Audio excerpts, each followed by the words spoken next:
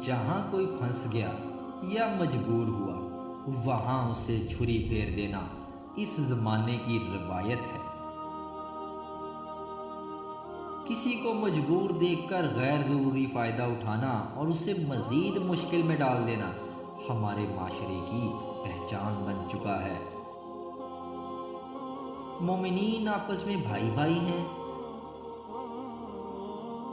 پھر تو ہمیں چاہیے کہ ہم ایک دوسرے کے لیے آسانیاں پیدا کریں۔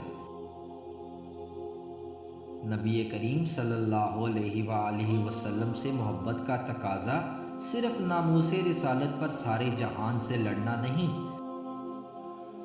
یہ بھی ہے کہ آپ کے احکامات کی پیروی کی جائے،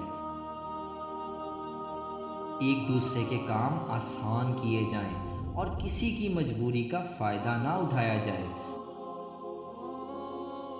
جیسا کہ رسول اللہ صلی اللہ علیہ وآلہ وسلم نے فرمایا، لوگوں پر نرمی کرو اور انہیں مشکلات میں نہ ڈالو، راحت و سکون پہنچاؤ اور نفرت نہ دلاؤ۔